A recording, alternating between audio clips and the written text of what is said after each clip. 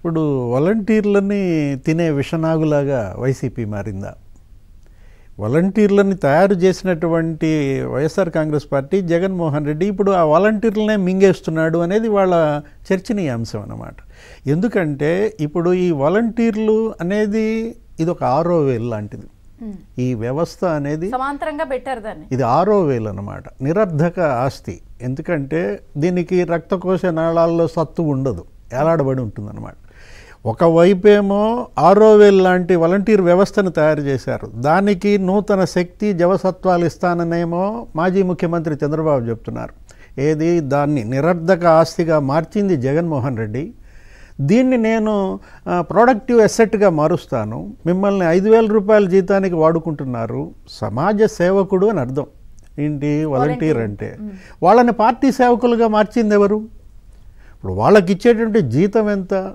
5,000 రూపాయల జీతగాళ్ళు. ఏంటి అంటే వెట్టి చేపిస్తున్నారు ఒక రకంగా. అటు ఆ పని చేపిస్తున్నారు, ప్రభుత్వం పని, ఇటు పార్టీ పని చేపిస్తున్నారు, వాళ్ళ పాంప్లెట్లు డిస్ట్రిబ్యూట్ చేపిస్తున్నారు. వాళ్ళని ఒక బానిసలుగా మార్చుకుని వాళ్ళ వాలంటీర్ వాళ్ళ యొక్క ఎనర్జీస్ అన్నిటిని కూడా దోచుకుంటోంది జగన్మోహన్ రెడ్డి. అలాంటిది ఇవాళ వాలంటీర్లే డిసైడ్ చేసుకోవాలి. ఇప్పుడు పాము పిల్లల్ని మింగునట్టు. అంటే ఇప్పుడు ఆయన పదవి కోసం ఎవరినైనా బలి చేస్తారా? ఇప్పుడు వాలంటీర్లు రెండుకి డ్రైవర్ అవుతారు కదా, రేపు ప్రభుత్వం రాలేదని అనుకుందాం, అప్పుడు వీళ్ళని వచ్చే వాళ్ళని వన్స్ దే గాట్ రిజైన్ అంటే అయిపోయినట్టే, తీసుకోవాలని రూల్ ఏం లేదు. ఇది వాలంటీర్లు డిసైడ్ చేసుకోవాలా? ఏంటి పదవి కోసం వాళ్ళ జీవితం బలవ్వాలా? జగన్మోహన్ రెడ్డి చెప్పు చేతల్లో వాళ్ళ జీవితాలని నాశనం చేసుకుంటారా లేదా ఉజ్వల భవిష్యత్తు వైపు నడుస్తారా అనేది మనం చూడాలా. ఇప్పుడు పాము పిల్లల్ని మింగినట్టు మింగేసిందంటే ఆల్రెడీ మీరే చెప్పారు, మచిలీపట్నంలో 600 పిల్లల్ని అక్కడ పాము మింగేసింది. రాజీనామాలు ఒకే ఫార్మేట్. 600 పిల్లల్ని అక్కడ పాము మింగేసింది అన్నమాట. ఇప్పుడు ఈ వ్యవస్థని బలోపేతం చేయాలి. ఇప్పుడు వీళ్ళు ఎంతమంది అమ్మా? 2.5 లక్షల మంది ఉన్నారు. వీళ్ళని తీసేయటం పరిష్కారం కాదు. నేను దీన్ని బలోపేతం చేస్తాను, మిమ్మల్ని ఉన్నత స్థానంలో నుంచోబెడతాను, మీకు మంచి శక్తి, మీ కుటుంబానికి ఆధారం నేను కల్పిస్తానని మాజీ ముఖ్యమంత్రి చెప్తున్నటువంటి పరిస్థితుల్లో వాళ్ళని రెచ్చగొట్టి ఆ మంటల్లో చలి కాచుకోవాలన్న ధోరణి మనం చూస్తున్నాము. ఇవాళ సాక్షి పేపర్ చూస్తే 3 పేజీలు దీని మీదే.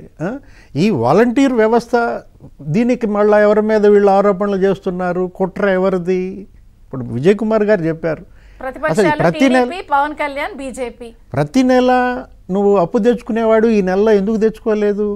57 మంగళవారాలు వరుసగా తెచ్చారు, అది కూడా ట్రాక్ రికార్డ్. ఇదే కుట్ర అన్నమాట. అప్పుడు గత నెల ఎప్పుడు ఫిబ్రవరిలోనో ఎప్పుడో పురస్కారాలు ఇచ్చాడు అందరికి, 30,000 45,000 చేసి వాళ్ళకి ఇచ్చాడు. ఆ రోజే అన్నారు ఏమని, వీళ్ళకి అడ్వాన్స్ ఇస్తున్నాడు, 2 నెలలు వీళ్ళతో రాజీనామాలు చేపిస్తాడు అని. మనం ప్లాన్ పథకం అని ఆంధ్రజ్యోతి వేసింది కూడా కథనం. అంటే ఇదంతా ఒక కుట్రలో భాగంగానే ఆ కుట్రను ఎవరి మీద దోసేయాలని చూస్తున్నారు? రమేష్ కుమార్ మీద దోసేయాలని చూస్తున్నారు. రమేష్ కుమార్ ఎవరు? మీ నాన్న హయాంలో 3 పదవులు చేశాడు, చంద్రబాబు హయాంలో ఆయన ఏం పదవులు చేయలేదే. ఇప్పుడు ఆ సిటిజన్ ఫర్ డెమోక్రసీలో ఉన్నదెవరు? లక్ష్మణ్ రెడ్డి ఎవరు? లక్ష్మణ్ రెడ్డి నిన్నటిదాకా నీ క్యాబినెట్లో పోస్టు మద్యపాన నిషేధ కమిటీ చైర్మన్గా చేసింది నువ్వు కదా. పివి రమేష్ సీఎంఓలో సెక్రటరీ, ప్రిన్సిపల్ సెక్రటరీ. ఆయన ఎల్వి సుబ్రహ్మణ్యం గారు ఉన్నారు.